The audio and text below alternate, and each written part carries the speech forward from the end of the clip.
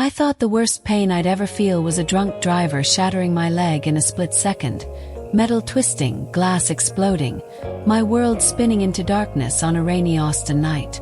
But I was wrong. The real pain came when my parents, the people I trusted most, told me my broken leg wasn't as important as my sister's college orientation. They sent me a selfie, smiling with her, while I lay alone in a hospital bed, fighting tears and morphine haze. This isn't just a story of betrayal. It's how I turned their choice into their regret. I'm Rachel Watson, 32, a physical therapist from Austin, Texas, where the city's vibrant heart meets quiet moments of personal reckoning. 4 years I built a life I was proud of, a cozy bungalow in East Austin, filled with second-hand furniture I restored myself, plants I nurtured, and a career helping others heal. But beneath that life ran a deep wound, one I didn't fully see until a single night changed everything. This is the story of how my family's betrayal, choosing my sister's college orientation over my hospital bed, broke something fundamental in me. But it also woke me up. It forced me to demand the respect I'd always deserved but never received. If you've ever felt invisible in your own family, like your pain or your triumphs were an afterthought, this story is for you. It's for every Texan who's fought to be seen, who's carried the weight of being the reliable one, while others got the spotlight. I'm here to tell you how I turned that pain into power, how I made my parents face the truth of their choices, and how I rebuilt a life where I'm no longer in anyone's shadow. If you've ever had to fight for your place at the table, stick with me. Hit that subscribe button, drop your story in the comments, and let's walk this road together. Because what happened next isn't just about revenge. It's about redemption, for me and maybe for you too. My life in Austin was my sanctuary. I'd carved out a space that was mine. A one-bedroom bungalow in East Austin, with hardwood floors I sanded myself, windows that let in golden Texas light, and shelves lined with books that taught me what my parents never did. As a physical therapist at Memorial Hospital, I spent my days helping others rebuild their bodies, their strength, their hope. But no matter how much I gave to the world, a part of me was still that little girl in Houston, always coming in second to my younger sister, Chloe Swift. At 29, Chloe was the family's firecracker, the one who could charm her way out of anything, whose every whim was a priority. I was the responsible one, the one who didn't need attention, or so they thought. Growing up, our house in Houston's suburbs felt like two different worlds. I maintained a 4.0 GPA, never missed curfew, helped with dinner without being asked. Chloe, 3 years younger, lived by different rules. She'd come home 2 hours late, and Mom would laugh it off saying, "Chloe's just finding herself." When I was 16, I saved for 6 months to buy a beat-up laptop for school. When Chloe turned 16, our parents surprised her with a shiny MacBook Pro for her photography hobby. The pattern was clear. Chloe received, I earned. My high school graduation landed the same weekend as Chloe's regional soccer tournament in Dallas. Guess where my parents were? Cheering her on 3 states away, while I walked across the stage with only my grandmother clapping in the crowd. "It's just a ceremony," Dad said over the phone, not sounding sorry at all. "You got the diploma, right?" That dynamic followed us into adulthood. I worked through college in San Marcos, scraping by on scholarships and late-night library shifts, while my parents funded Chloe's 3 failed attempts at college. New dorms, new equipment, new excuses every time. One Christmas, when I was back in Austin, they gifted Chloe a trip to New York to spark her creativity. I got a $50 gift card, the kind you'd give a distant cousin. I swallowed the hurt, showed up for family holidays, helped Chloe move apartments when her roommate's energy was too much. I listened to my parents' endless stories about her adventures, even when they forgot my birthday but threw her an elaborate surprise party. "Family comes first," Mom always said, but it was clear who they meant by family. Every slight added a crack to my heart, but I kept going. I built a life in Austin that was mine. A career I loved, a home I cherished, friends who felt like family. Yet deep down I still hoped my parents would see me, really see me the way they saw Chloe. I thought I'd accepted their priorities, that I was strong enough to handle it. But I wasn't ready for what came next. That rainy night on Lamar Boulevard, when a drunk driver's truck smashed into my car, shattering my leg and my illusions, I learned just how far my parents' favoritism could go. And when they sent that selfie, beaming with Chloe in her dorm, it wasn't just my leg that broke. It was my belief that I mattered to them at all. Growing up in the suburbs of Houston, Texas, my childhood home was a split-level ranch with a big backyard, the kind where kids should feel safe, loved, equal. But for me, Rachel Watson, it was a house divided by invisible lines. I was the older sister, the one who followed every rule, who carried the weight of expectations like a backpack full of bricks. My sister, Chloe Swift, 3 years younger, danced through life like a firecracker, sparking attention wherever she went.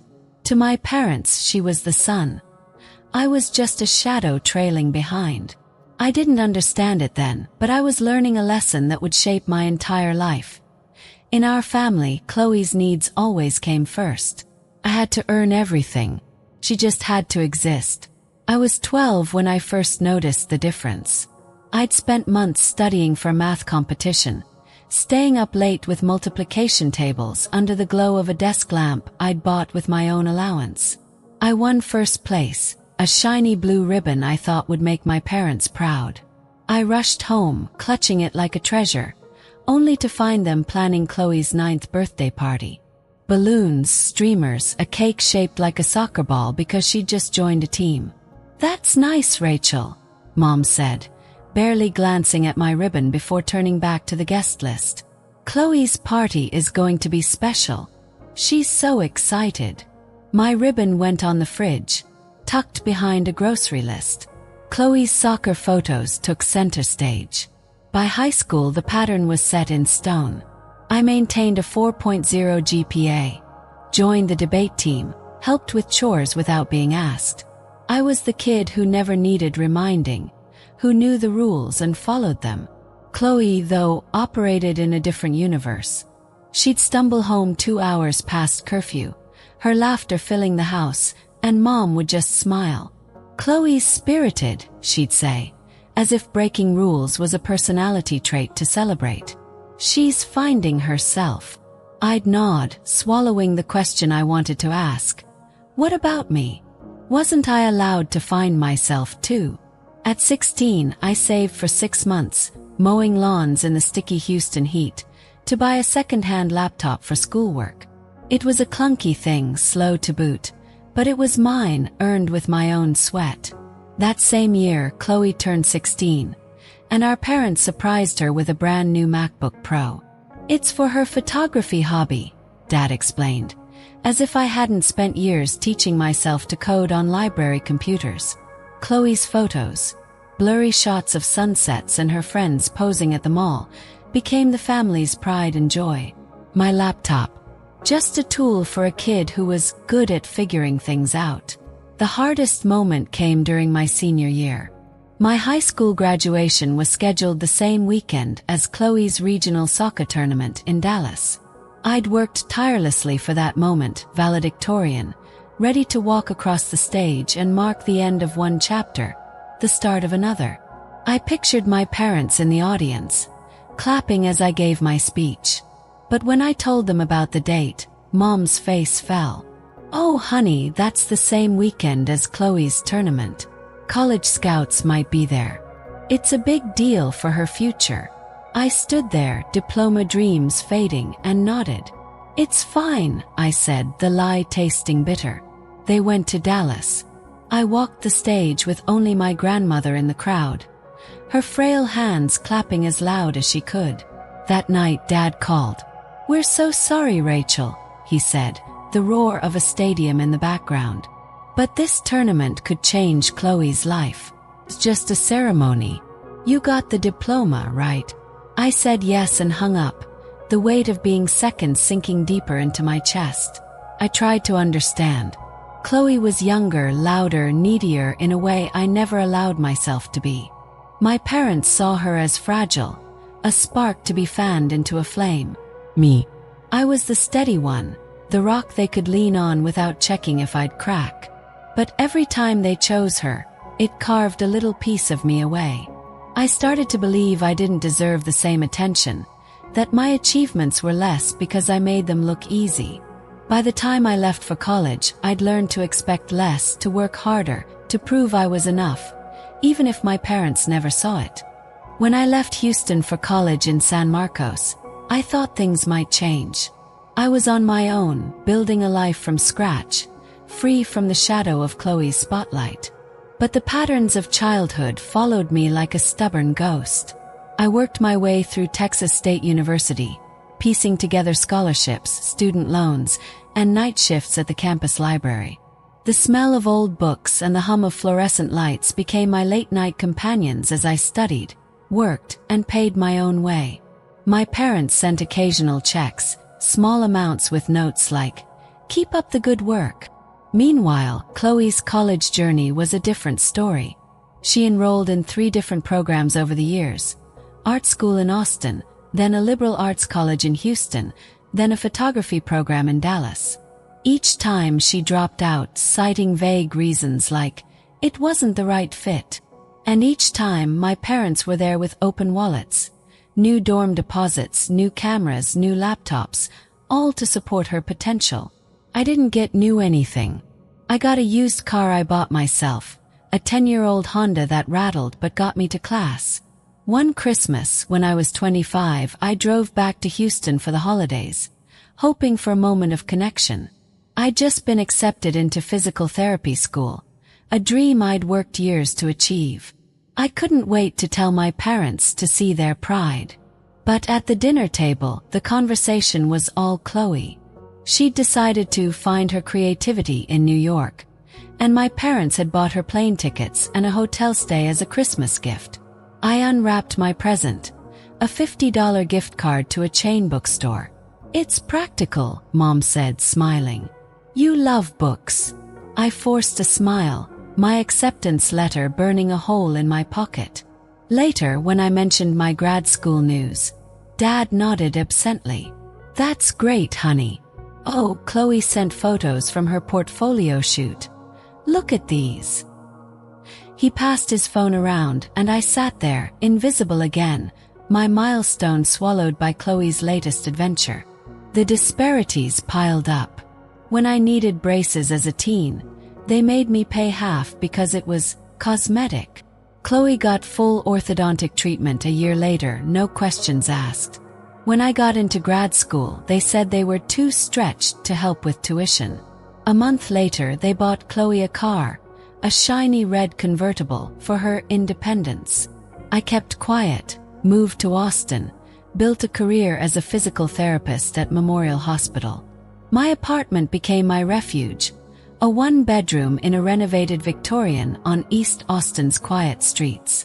I sanded the floors myself, filled it with thrift store furniture I restored, and tended plants that thrived under my care. It was proof I could build something without anyone's help. But every family gathering pulled me back. I'd drive 3 hours to help Chloe move apartments because her roommate's energy was off. I'd sit through dinners where my parents recounted her backpacking trips, her art shows, her every whim, while my promotion to senior therapist got a quick, "That's nice, Rachel," before the conversation turned back to Chloe. I told myself it didn't matter. I was independent, successful, capable. But deep down, I was still waiting for them to see me the way they saw her. I thought I'd made peace with being the reliable one, the one who didn't need them. But I was wrong. The truth was, I'd been conditioned to accept less, to believe my needs were less urgent, my achievements less worthy. And that belief, that quiet wound, festered beneath everything I'd built, waiting for the moment it would break open. Living in Chloe's shadow wasn't just about missed moments or unequal gifts. It was a slow erosion of my sense of worth. Every time my parents chose her, it was like they were telling me I didn't matter as much, that my place in the family was secondary. I'd show up for holidays, smile through their stories about Chloe's latest adventure, nod when they forgot my birthday but threw her a surprise party with a custom cake and a hired DJ. I'd drive across Texas to help her move, lugging boxes upstairs while my parents praised her for starting fresh. I kept the peace always because that's what I'd been taught. Family comes first. But in their eyes, family meant Chloe, and I was just the supporting act, reliable, invisible, expendable. I buried the hurt deep, telling myself I was stronger than it. I built a life in Austin that was mine, a career where I helped others heal, a home filled with things I'd earned, friendships that felt like family. But every slight, every forgotten milestone added weight to a load I didn't realize I was carrying. I'd lie awake at night, replaying moments. The missed graduation, the gift card instead of a gift, the way Dad cut off my call about a promotion to gush over Chloe's vacation photos. I'd wonder what I'd done wrong, why I wasn't enough. I'd push those thoughts down, focus on work, on my patience, on proving I didn't need their approval. But the truth was, I did. I wanted to be seen, to be valued, to matter as much as Chloe did. The hardest part wasn't the anger. It was the grief, for the parents I wished I had, the family I thought we were. I'd tell myself it was fine, that I was fine, that being independent meant I didn't need them. But independence wasn't a choice. It was a necessity, forged in the fire of their neglect.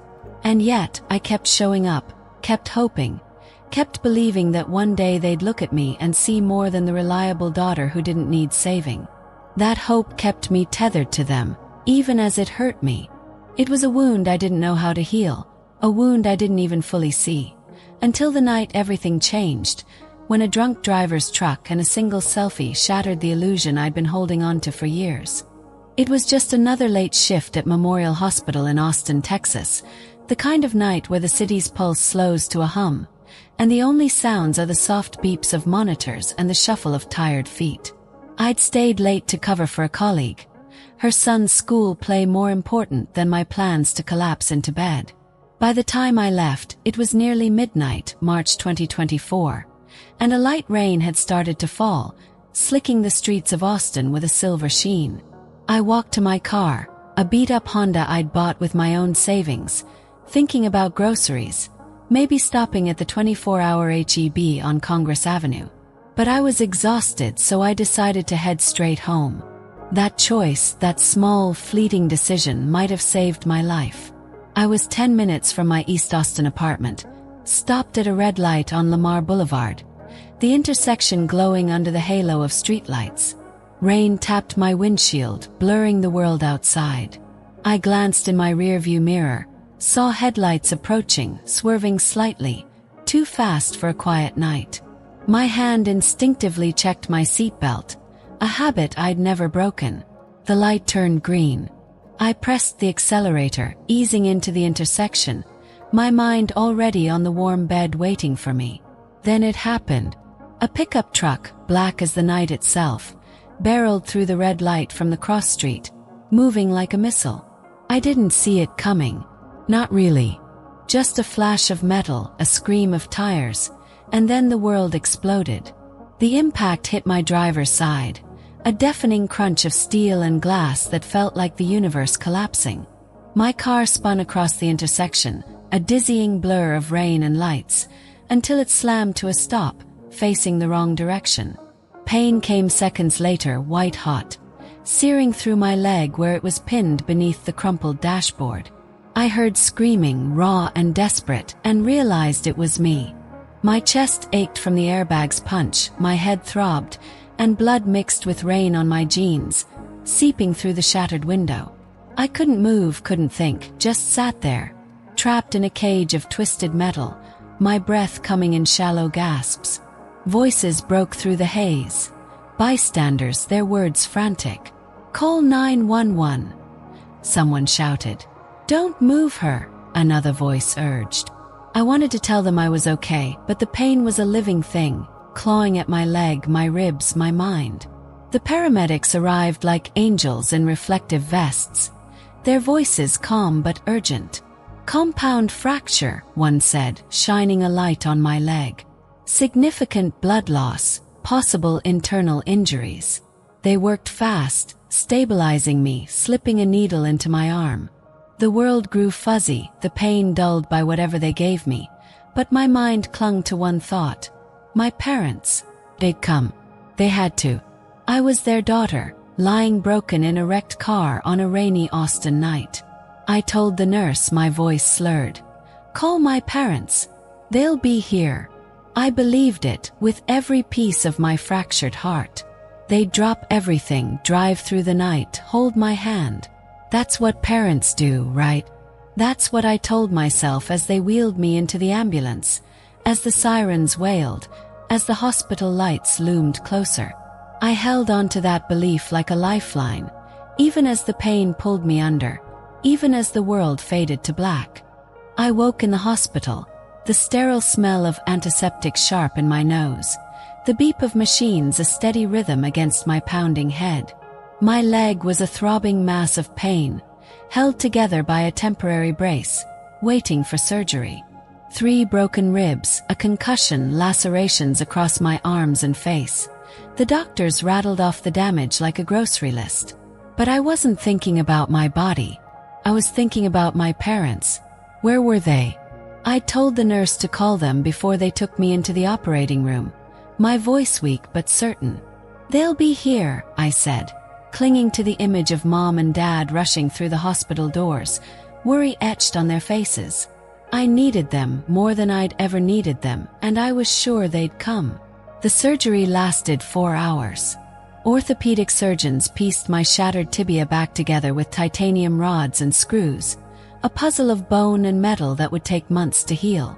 When I woke Bukare Tu Fong Fao Thuat, groggy and aching, my first thought was them. I scanned the recovery room, expecting to see Mom's anxious face, Dad's steady presence. But the room was empty, just nurses and machines. Did my parents call? I asked the recovery nurse, my voice raspy from the intubation tube. She gave me a gentle look, the kind that carries bad news. They called, honey. They said they're out of town for your sister's college orientation and can't make it back right now. They asked for updates. I felt my chest cave in, a different kind of pain swallowing the physical ache. Out of town. College orientation. Chloe's orientation. My sister, Chloe Swift, was starting her 4th attempt at college in College Station, and my parents had chosen to be there instead of here, with me, their daughter who'd nearly died. I closed my eyes, fighting tears, but they came anyway, hot and silent. I called Mom later that afternoon, my hands shaking as I held the phone. She answered on the 4th ring, laughter in the background. Madison, how are you feeling? The hospital said the surgery went well. Her voice was light, distracted. I've been better, I said, trying to keep steady. When are you coming? Pause, then her voice artificially bright. Honey, we're at Chloe's orientation. It's a 3-day program, and we've already paid for the hotel. You know how important this is for her. She's nervous about this new school. The doctors said you're stable, right? Stable. I was stable. But I was alone, broken, terrified, and they were in College Station, celebrating Chloe's fresh start. I managed to say, I understand, and hung up, the lie burning my throat. I didn't understand. Couldn't. Then the message came at 10:23 the next morning. A text from Mom, a photo attached. There they were, Mom, Dad, Chloe, beaming in her dorm room, Chloe making a peace sign, Dad's arm around her, Mom holding a college-bound banner. The caption read, Proud of our girl starting her journey. No mention of me. No acknowledgement that their other daughter was lying in a hospital bed with a shattered leg and a concussion. Just joy, as if I didn't exist. I stared at the screen, my hands trembling, my vision blurring with tears. Something broke inside me then, something deeper than bone, something I'd been holding together for years. I wasn't just second place. I was nothing. The hospital room felt like a tomb, cold and quiet, the weight of that selfie pressing down on my chest. I was alone, but not for long. The nurses noticed my distress, their kindness a lifeline in the dark. Carolyn, my primary nurse, brought extra blankets, sat with me during her break, her voice soft as she asked, "You okay, sweetheart?" I couldn't answer, just shook my head, the phone still clutched in my hand. Another nurse helped me call Jessica Alba, my co-worker and closest friend at Memorial Hospital. Jessica had been with me through late-night shifts, shared tacos from the food truck on South First, and knew my family's lopsided priorities. She didn't hesitate. Within the hour, she was there, her face tight with concern and something fiercer, anger. "Rachel, this is messed up," Jessica said, her Texas drawl sharp with indignation as I showed her the selfie. "Seriously messed up." I tried to shrug it off, the old habit kicking in. "It's fine. Chloe needs them more." Jessica's eyes narrowed. "No, she doesn't. And it's not fine." She stayed that night, sleeping in the uncomfortable recliner beside my bed, leaving only to feed her cat and grab clothes. She brought me real food, tamales from a local spot, to replace the hospital's bland trays. She helped me wash my face, combed my tangled hair, made me laugh despite the pain, her presence a warmth I hadn't expected.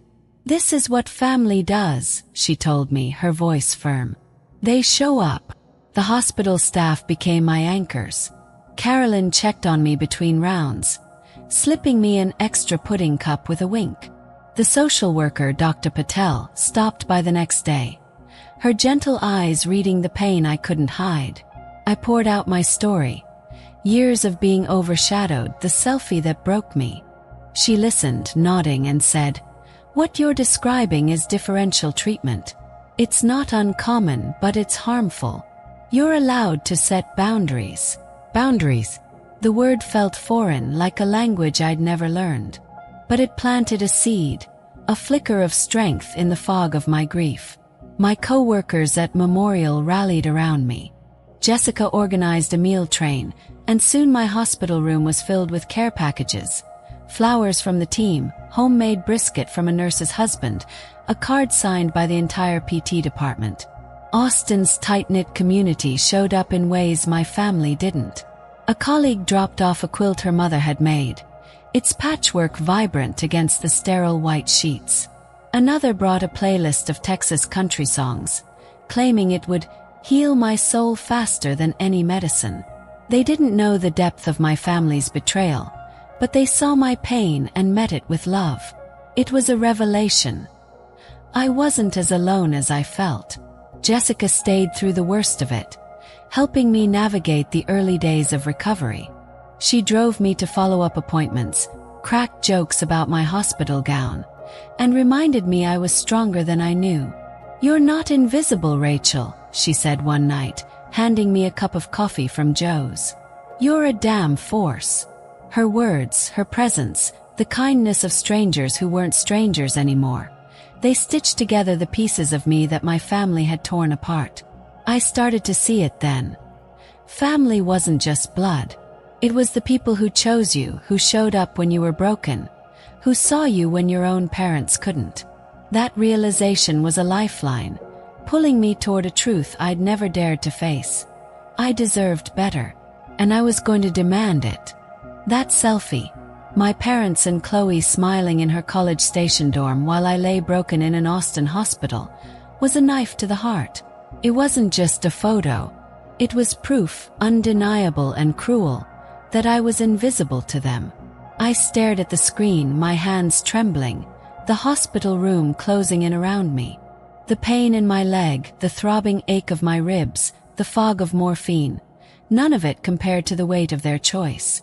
I'd spent my life believing I could earn their love, that if I worked hard enough, stayed quiet enough, I'd matter as much as Chloe. But that photo shattered the illusion. I wasn't second place. I was nothing. The tears came first, silent at first, then unstoppable, racking my body until I could barely breathe. The nurse, Carolyn, found me sobbing, my face buried in the pillow, the phone still clutched in my hand. "Sweetheart, what's wrong?" she asked, her voice soft but urgent. I couldn't speak, couldn't find words for the betrayal that was swallowing me whole. She sat beside me, her hand on my shoulder, and waited. When I finally showed her the photo, her lips pressed into a thin line, but she didn't say anything. She didn't need to. The truth was there, raw and ugly. My parents had chosen Chloe's orientation over my survival. I broke that night, not just emotionally but fundamentally. Every moment I'd buried, every missed birthday, every overlooked achievement, every time I'd smiled through their favoritism, came rushing back. I saw myself at 12, clutching that math ribbon while they planned Chloe's party. At 16, mowing lawns for a laptop while Chloe got a MacBook. At 18, walking across the graduation stage alone while they cheered for her in Dallas. I saw the Christmas when they gave her a New York trip and me a gift card, the dinners where her stories filled the air and mine went unheard. Each memory was a brick in a wall I'd built to protect myself, a wall that was now crumbling, leaving me exposed and raw. I called Jessica, my friend from work, my voice barely a whisper. She was there in 20 minutes, her face pale with anger when I told her what happened. "Rachel, this isn't right," she said, her Texas drawl thick with conviction. "You don't deserve this." I shook my head, the old defenses kicking in. "It's just how they are. Chloe needs them more." But Jessica wasn't having it. "No, she doesn't.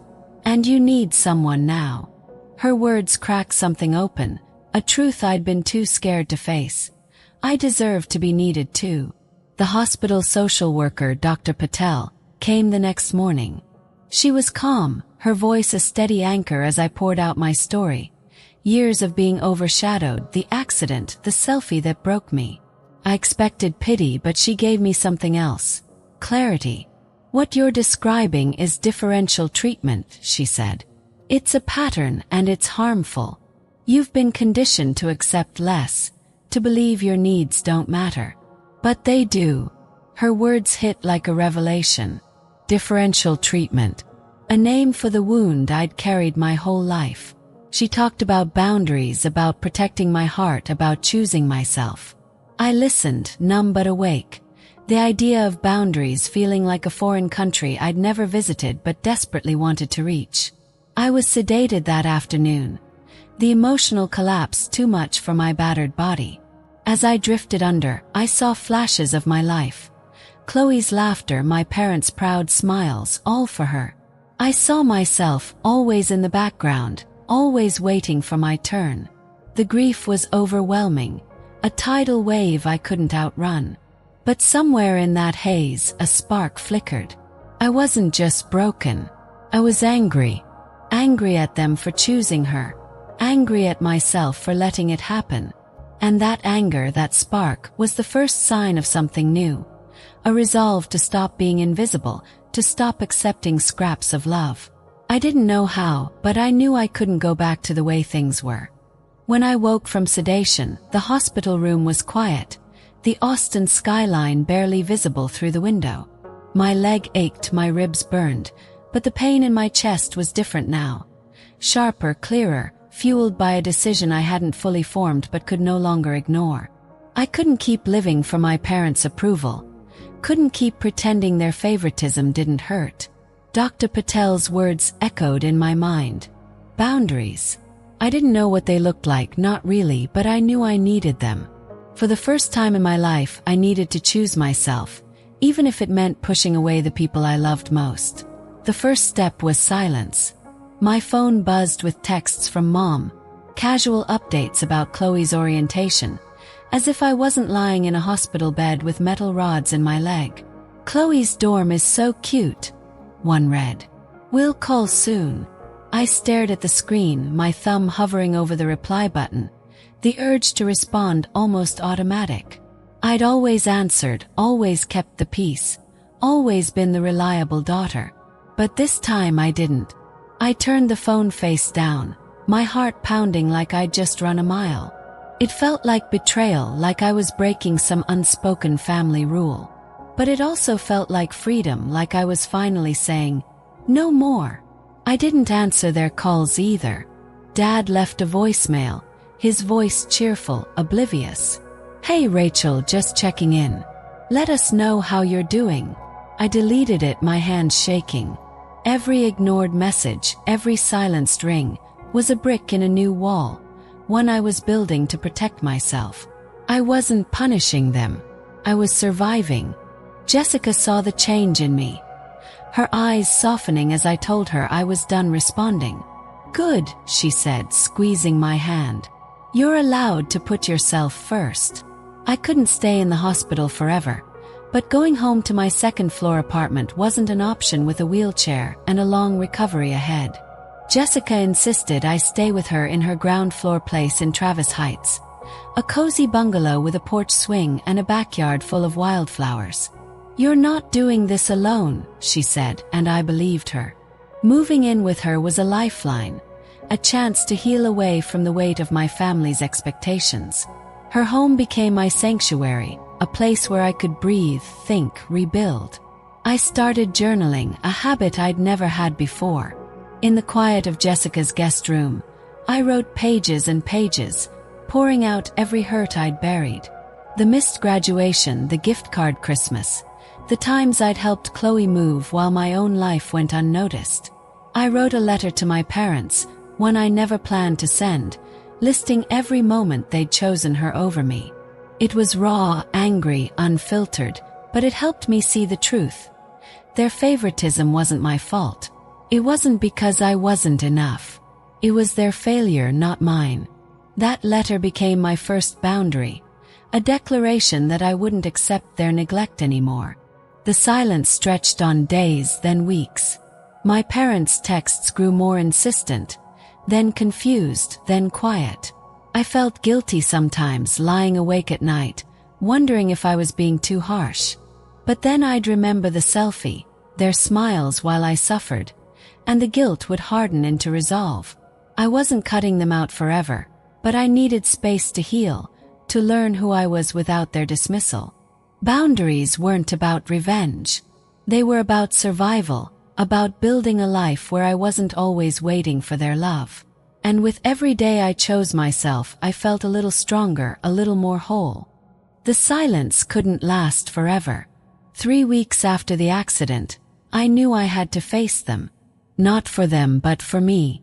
I needed to say the things I'd written in that unsent letter, to lay bare the truth and demand the respect I'd never been given. I chose neutral ground, a coffee shop on South Congress Avenue, a place with enough noise to dull the tension but enough space to speak my mind. I texted them, my fingers hesitant but firm. "We need to talk. Meet me at Joe's Coffee, Saturday, 10 a.m. They agreed, their replies cautious, as if they sensed something had shifted. I arrived early, my wheelchair a reminder of my fragility but also my strength. I'd survived a crash, a betrayal, a breaking point. I could survive this. Jessica drove me, her presence a quiet support as I steeled myself. When my parents walked in, they looked smaller somehow, their usual confidence dimmed. Mom's smile was forced. Dad's eyes darted nervously. "Rachel, you look good," Mom said, her voice too bright. I didn't smile back. "Let's talk," I said, my voice steady despite the storm inside me. I started with the accident, the night I lay pinned in my car, certain they'd come. I told them about the hospital, the surgery, the pain that wasn't just physical. I told them about the selfie, how it felt like a slap, how it confirmed what I'd always feared, that I didn't matter to them. I listed the years of favoritism, the MacBook for Chloe, the missed graduation, the Christmas gift card, the way they funded her every whim while I scraped by. "I've spent my life trying to earn your love," I said, my voice cracking but firm. "But you gave it to Chloe without question. And when I needed you most, you chose her orientation over my life." Mom's eyes filled with tears. Dad shifted uncomfortably, but I wasn't done. "I'm not asking for an apology," I said. "I'm telling you it stops now. If you want me in your lives, you treat me like I matter. No more prioritizing Chloe, no more excuses, no more guilt trips. I deserve better, and I'm done settling for less." The words felt like fire, cleansing and fierce, burning away years of silence. I waited, my heart pounding, for their response. Before they could speak, the door opened and Chloe walked in. I hadn't expected her, hadn't invited her, but there she was, her face pale, her eyes wide. She'd overheard everything. "Rachel's right," she said, her voice trembling but clear. "You've always favored me, and it's not fair. I didn't ask for it, but I let it happen. And it hurt her. I'm sorry, Rachel." Her words stunned me, a crack in the wall between us. For the first time, I saw her not as the golden child, but as someone caught in the same broken system. Someone who was choosing to stand with me. Mom sobbed, Dad stared at the table, but they didn't argue. "We didn't realize," Mom whispered, her voice thick. "We thought you were fine, Rachel. You always seemed so strong." I shook my head. I wasn't fine. I was surviving. And I'm done doing it alone. I laid out my terms. Equal respect, acknowledgement of their mistakes, and space until I was ready. "This isn't a negotiation," I said. "It's my line in the sand."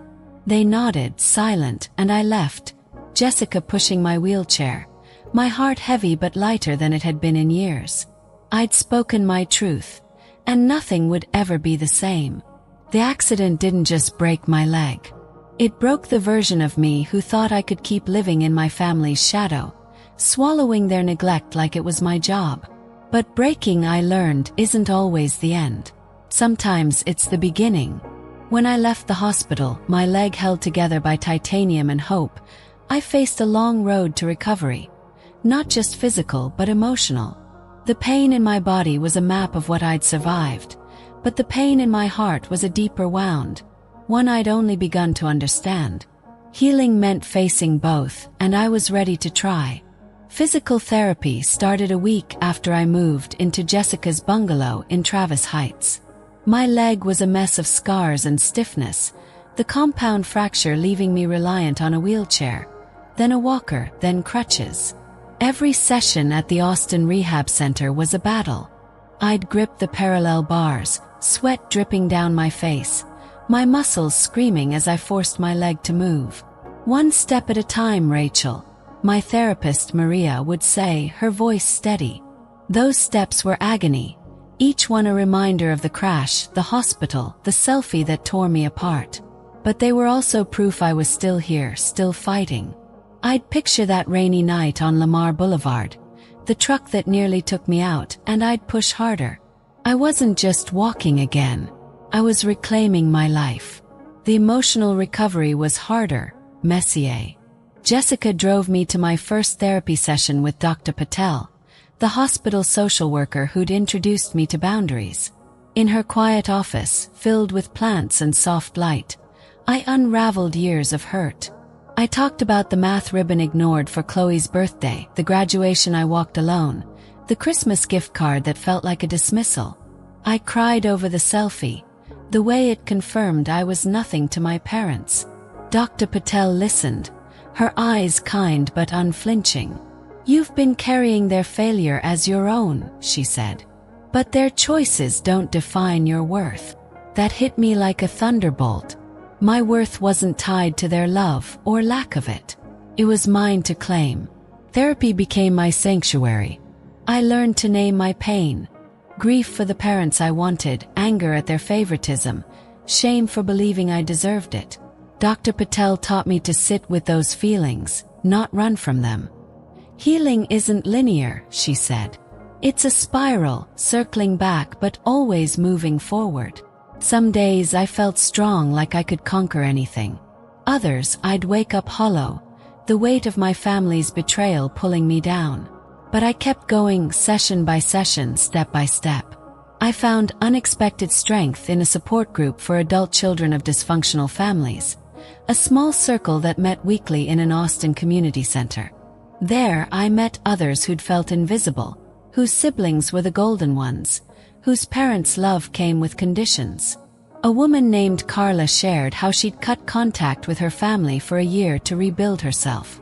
A man named Javier talked about forgiving his parents without forgetting their wrongs. Their stories were mirrors, reflecting my own pain and resilience. "You're not alone," Carla told me one night, her hand on mine. Those words became a lifeline, reminding me I was part of something bigger than my family's mistakes. Journaling, a habit I'd started at Jessica's, became my anchor. I wrote about the accident, the hospital, the confrontation. I wrote about the girl I'd been, always waiting for approval, and the woman I was becoming, someone who chose herself. Each word was a step toward healing, a way to reclaim my voice. I wasn't just recovering my body. I was recovering my soul, piecing together a Rachel who didn't need her parents' validation to shine. Healing didn't mean erasing my family. It meant redefining what they could be in my life. After the confrontation at Joe's Coffee, I'd laid down my terms. Equal respect, acknowledgement of their wrongs, space until I was ready. I didn't expect change overnight, didn't expect it at all, really. My parents had spent decades prioritizing Chloe, their habits carved deep. But something in that meeting, the rawness of my words, Chloe's unexpected support, cracked their defenses. For the first time they saw me, not as the reliable daughter who'd always be fine, but as someone they'd hurt, someone they could lose. They started family therapy a month later, a step I hadn't dared hope for.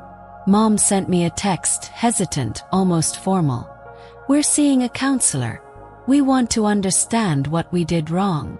I didn't reply right away, the wound still fresh, but I felt a flicker of possibility. Therapy wasn't a magic fix, but it was a start. 6 weeks after our meeting, they sent a letter, handwritten, no excuses, no deflections. "Rachel," it began, "we failed you. We saw Chloe as needing us more, and we thought you were strong enough to handle it. We were wrong. Your pain is our fault, and we're sorry." Reading those words, I cried, not from hurt but from relief. They were finally taking responsibility. Their actions began to shift, small but deliberate. When Chloe needed help moving apartments again, they declined, citing a dinner they'd promised me. It was the first time I could remember them choosing me over her. We met at a barbecue joint in Austin, the kind with picnic tables and smoky brisket. And for once, the conversation wasn't about Chloe. Dad asked about my work, my recovery, my life. Mom listened, really listened, her eyes soft with regret. It wasn't perfect. There were awkward pauses, moments where old habits crept in. But it was progress, fragile and real. Chloe changed too. Her apology at Joe's wasn't a one-off. She reached out not to defend herself but to rebuild. We met for coffee in Austin, just the two of us, no parents to mediate. "I didn't see how much they favored me," she said, her voice heavy. "I was caught up in my own world. I'm sorry, Rachel." I believed her, not because it erased the past but because she was trying. She'd started setting her own boundaries, telling our parents to stop funding her every whim. She finished her degree in College Station, a milestone she earned herself, and sent me a photo of her diploma with a note. "Your turn to shine." It was a gesture, small but meaningful, a step toward equality. Our relationship grew slowly, like a plant pushing through cracked soil. We'd text about small things, her job hunt, my rehab progress, then deeper ones like how our parents' favoritism shaped us both. Chloe admitted she'd felt pressure to be the special one, always performing for their approval. I shared how I'd felt invisible, always striving to be enough. Those conversations weren't easy, but they were honest, the kind that build bridges. One evening, she drove to Austin for dinner, and we laughed over tacos, not as rivals, but as sisters finding their way. My parents weren't perfect. There were slip-ups. Mom praising Chloe's art show a bit too loudly, Dad forgetting to ask about my PT milestone. But they caught themselves, apologized, tried again. They started attending my events, like a fundraiser for the hospital crash I'd survived, showing up with proud smiles I hadn't seen since I was a kid. It wasn't a cure, not a way to erase decades of hurt, but it was enough to make me feel like change was possible, that we could rebuild something new, something fairer. I didn't forgive them fully, not yet. Forgiveness, I'd learned, was a journey, not a destination. But I let them in cautiously because I wanted a family, and they were finally learning how to be one. Healing didn't just about fixing what was broken. It was about building something new, something that was mine. 8 months after the accident, I bought a house in East Austin, a craftsman bungalow with creaky floors and a backyard that caught the Texas sunsets like a canvas. It wasn't just a house. It was a symbol of everything I'd fought for. Independence, resilience, a place where I was the center of my own story. I'd saved for years, every paycheck from Memorial Hospital a brick in that dream.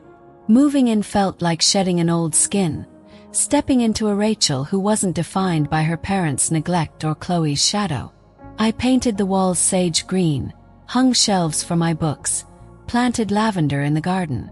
This was my home, built by my hands, my heart, my will. My life expanded in ways I hadn't expected. I started dating Nathan Reynolds, the orthopedic surgeon who'd pieced my leg back together. He'd been a steady presence during my recovery, his dry humor cutting through the hospital's sterile haze. Our first date was at a food truck park on South First, sharing Miga's tacos under string lights. Nathan saw me, not the reliable daughter, not the overlooked sister, but me, scars and all. He'd listen when I talked about my family, nod when I set boundaries, cheer when I hit rehab milestones. "You're a force, Rachel," he'd say, and I was starting to believe him. Our relationship wasn't perfect. Relationships never are. But it was honest, grounded, a partnership I'd never known I could have. The housewarming party was a turning point. I invited friends, co-workers, even my support group from the community center. Jessica was there, of course, mixing margaritas and teasing Nathan about his terrible dance moves. The backyard buzzed with laughter, music, the clink of glasses under a Texas sky. My parents came, hesitant but hopeful, and for once, they didn't dominate the conversation with Chloe's stories. Instead, they brought a gift.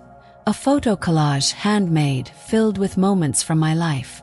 My high school debate trophy, my PT graduation, a candid shot of me laughing at a patient's joke. "We see you, Rachel," Mom said, her voice breaking. "We're trying." I didn't trust it fully, not yet, but I took the collage, hung it in my living room, a reminder that change was possible, even if it was slow. Chloe came too, bringing a houseplant she'd picked herself. "It's a snake plant," she said. "Tough like you." We laughed, and for the first time I felt like we were equals, not competitors. She'd started her own journey, working a steady job, paying her own way. No longer the golden child, but a woman finding her path. Our relationship wasn't perfect, but it was real, built on mutual respect and the hard work of healing. Kept growing too. I spoke at a hospital fundraiser about surviving the crash, my voice steady as I shared how boundaries saved me. I mentored new PTs, taught them to see patients as people, not cases. I tended my garden, watched my lavender bloom, felt the Texas sun warm my skin. Every step was a victory, proof I was more than my family's mistakes. I wasn't just healing.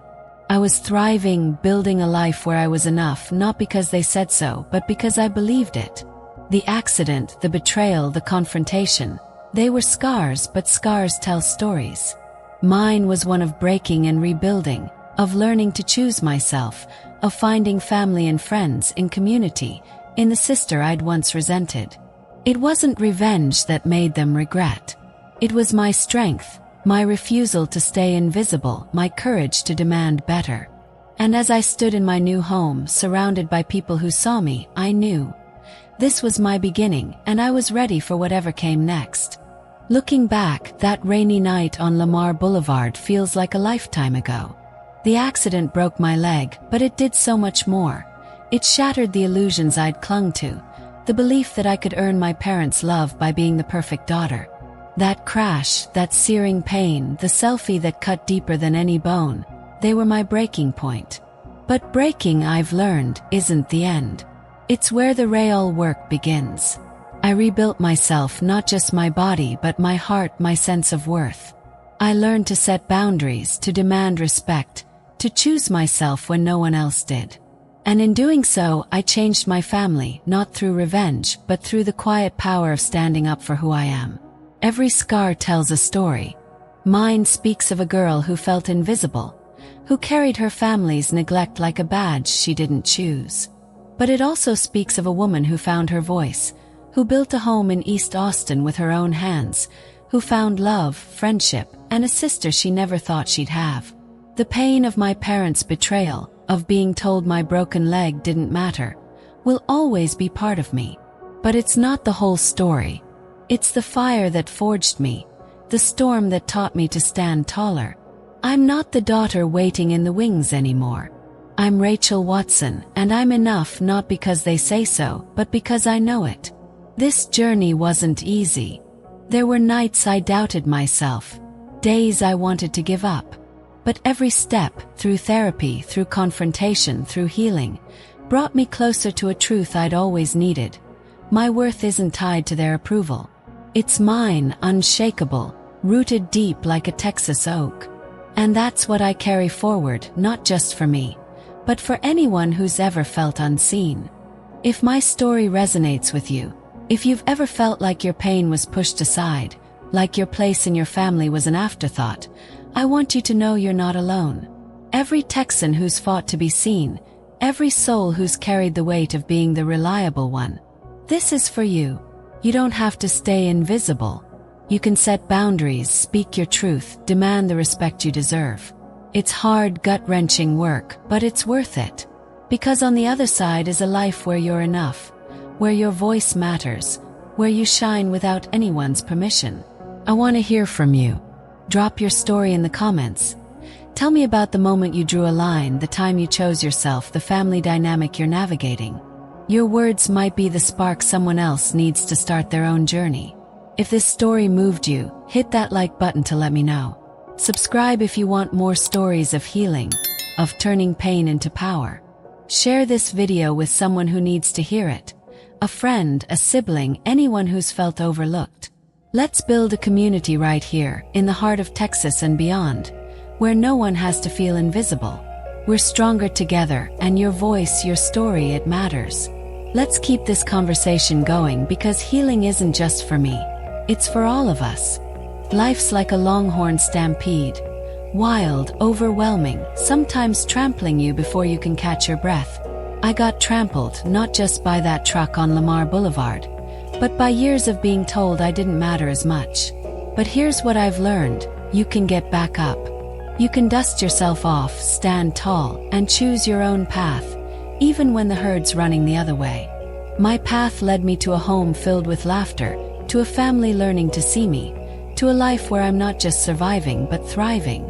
And if I can do it, so can you.